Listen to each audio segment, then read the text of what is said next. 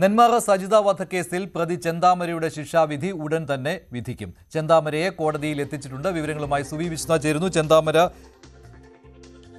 കുറ്റക്കാരനാണെന്ന് കഴിഞ്ഞ ദിവസം കോടതി കണ്ടെത്തിയതാണ്. വധശിക്ഷ നൽകണം എന്ന ആവശ്യമാണ് പ്രോസിക്യൂഷൻ ഇക്കാര്യത്തിൽ ആവശ്യപ്പെട്ടിരുന്നത്. ഒരു പശ്ചാത്താപവും ഇല്ലാതെയാണ് കഴിഞ്ഞ ദിവസം കുറ്റക്കാരനാണെന്ന് കോടതി കണ്ടെത്തിയ ദിവസം ചെന്താമര കോടതിയിൽ നിന്നത്. അതേസമയം ഇതിൽ തന്നെ ഒരു ഇരട്ട കൊലപാതകം കൂടി ചെന്താമരയുടെ പേരിലുണ്ട്. അതിലുള്ള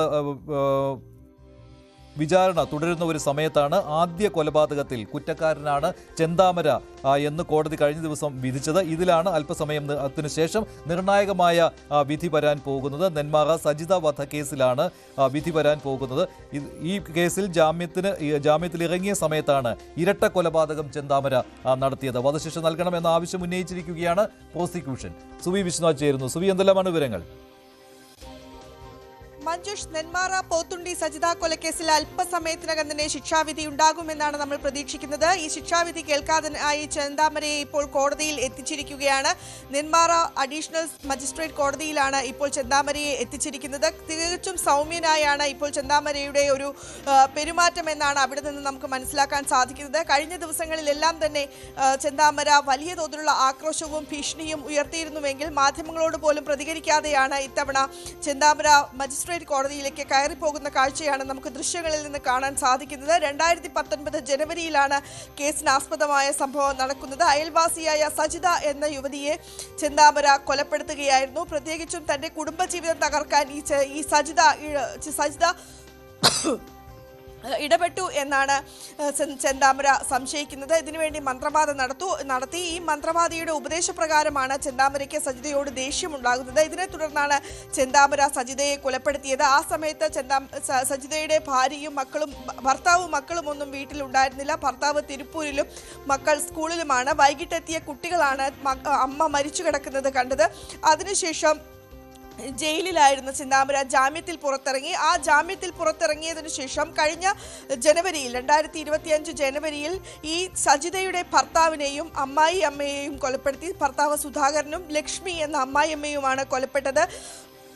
അതിനുശേഷവും വലിയ തോതിലുള്ള ഭീഷണി സാക്ഷികൾക്കെതിരെയും ചെന്താമര മുഴക്കിയിരുന്നു. പുഷ്പ എന്ന് പറയുന്ന സാക്ഷിക്കെതിരെയായിരുന്നു വലിയ ഭീഷണി മുഴക്കിയത്. ഈ പുഷ്പയാണ് ചെന്താമര ഇവരെ കൊലപ്പെടുത്തുന്നത് കണ്ടു എന്ന് ദൃക്സാക്ഷി മൊഴി നൽകിയിരിക്കുന്നത്. ഏതായാലും ചെന്താമരയുടെ ഭാര്യയും മക്കളും ഉൾപ്പെടെ ചെന്താമരയ്ക്കെതിരെ വലിയ തോതിലുള്ള മൊഴിയാണ് നൽകിയിരിക്കുന്നത് എന്നാണ് മനസ്സിലാക്കാൻ സാധിക്കുന്നത്. ഏതായാലും ഈ കേസിൽ ഇപ്പോൾ വിധി പറയുകയാണ്. അല്പസമയത്തിനകം തന്നെ വിധി ഉണ്ടാകും എന്നാണ് നമുക്ക് അറിയാൻ സാധിക്കുന്നത്. വളരെ തീർത്തും നിസ്സംഗനായിക്കൊണ്ടാണ് ചെന്താമര ഇന്ന് കോടതി മുറിയിലേക്ക് കടന്നു പോയിരിക്കുന്നത്. നേരത്തെ വലിയ തോതിലുള്ള ആക്രോശങ്ങളും വെല്ലുവിളികളുമാണ് ഇയാൾ സാക്ഷി നൽകുന്നവർക്കെതിരെയും മറ്റും ഉയർത്തിയിരുന്നതെങ്കിൽ ഇപ്പോൾ തീർത്തും ഒരു നിസ്സംഗനായിക്കൊണ്ട് കോടതി മുറിയിലേക്ക് പോകുന്ന ചെന്താമരയെയാണ് നമുക്ക് ദൃശ്യങ്ങളിൽ കാണാൻ സാധിക്കുന്നത്. അല്പസമയത്തിനകം തന്നെ സജിത കൊലക്കേസിൽ ശിക്ഷാവിധി പ്രസ്താവിക്കുമെന്നാണ് പ്രതീക്ഷിക്കുന്നത്.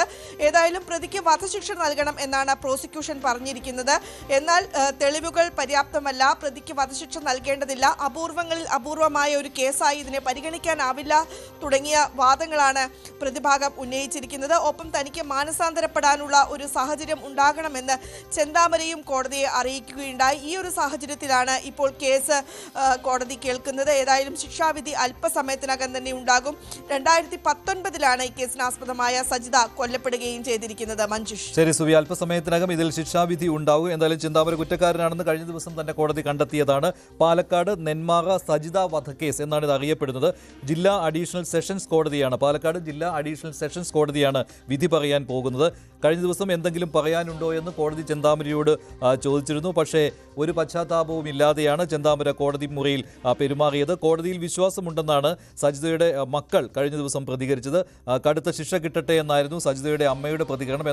എന്തായാലും ഇക്കാര്യത്തിൽ വധശിക്ഷ നൽകണമെന്ന് പ്രോസിക്യൂഷൻ ആവശ്യപ്പെട്ടിട്ടുണ്ട്. അതുമാത്രമല്ല, ചെന്താമരയ്ക്ക് വധശിക്ഷ തന്നെ കൊടുക്കണമെന്നാണ് സജിതയുടെയും അതിനുശേഷം ജാമ്യത്തിലിറങ്ങി ചെന്താമര കൊലപ്പെടുത്തിയ സുധാകരൻ്റെയും മക്കൾ കഴിഞ്ഞ ദിവസം പറഞ്ഞത്. പേടിച്ചു വിറച്ചാണ് ഇപ്പോഴും കഴിയുന്നത് എന്ന കാര്യവും ഇവർ പറയുകയുണ്ടായി. ഇനി എപ്പോഴെങ്കിലും ചെന്താമര വെളിയിൽ ഇറങ്ങുകയാണെങ്കിൽ തങ്ങളെയും കൊല്ലും എന്ന് ഭയപ്പെട്ടാണ് കഴിയുന്നത് എന്ന കാര്യവും കൊല്ലപ്പെട്ട സജിതയുടെയും സുധാകരന്റെയും മക്കൾ കഴിഞ്ഞ ദിവസം പറഞ്ഞിരുന്നു. 3 കൊലപാതകങ്ങളാണ് ചെന്താമര നടത്തിയത്. അതിൽ ആദ്യത്തേതാണ് പാലക്കാട് നെന്മാറ സജിത വധക്കേസ്. അതിനുശേഷം ജാമ്യത്തിൽ ഇറങ്ങിയാണ് ചെന്താമര സജിതയുടെ ഭർത്താവായ സുധാകരനെയും അമ്മ ലക്ഷ്മിയെയും കൊലപ്പെടുത്തിയത്. അതിഭീകരമായ കൊലപാതകമായിരുന്നു അത്. ഈ ആദ്യ കൊലപാതകത്തിൽ, സജിതയുടെ കൊലപാതകത്തിൽ കൃത്യമായ തെളിവുകൾ കോടതിക്ക് കിട്ടിയിരുന്നു. അതിൽ സാക്ഷിമൊഴികൾ ഉണ്ടായിരുന്നു, അതുകൂടാതെ ഡിജിറ്റൽ തെളിവുകൾ ഉണ്ടായിരുന്നു. നിസ്സംശയം കോടതി ഇക്കാര്യത്തിൽ ചെന്താമര കുറ്റക്കാരനാണെന്ന് കണ്ടെത്തുകയായിരുന്നു. നിർണായകമായ മൊഴി നൽകിയത് പുഷ്പ എന്നയാളാണ്. പുഷ്പയെ പക്ഷേ പിന്നെ ചെന്താമര ഭീഷണിപ്പെടുത്തിയിരുന്നു.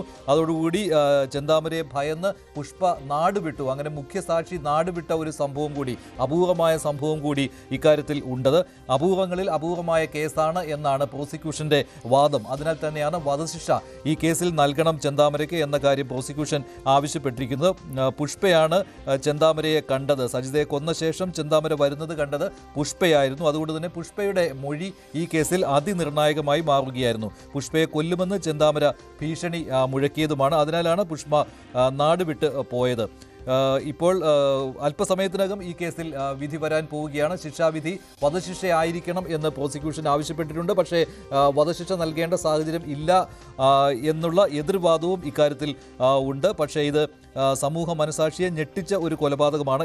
ഇതിനു ശേഷം 2 ഇരട്ട കൊലപാതകത്തിൽ ചെന്താമരയുടെ വിചാരണ പൂർത്തിയാകേണ്ടതുണ്ട്. അതുകൂടിയുണ്ട്. അങ്ങനെ ആകെ 3 കൊലപാതകങ്ങൾ. അതിൽ ആദ്യ കൊലപാതകത്തിന്റെ വിധിയാണ് അല്പസമയത്തുള്ളിൽ വരാൻ പോകുന്നത്. ഈ കേസിൽ ചെന്താമരയ്ക്ക് വധശിക്ഷ കിട്ടുമോ എന്നുള്ള കാര്യമാണ് ഇനി അറിയാൻ ബാക്കിയുള്ളത്. വധശിക്ഷയോ ജീവപര്യന്തം തടവോ, ഇതിൽ രണ്ടിൽ ഒന്ന് എന്തായാലും പ്രതീക്ഷിക്കുകയാണ്.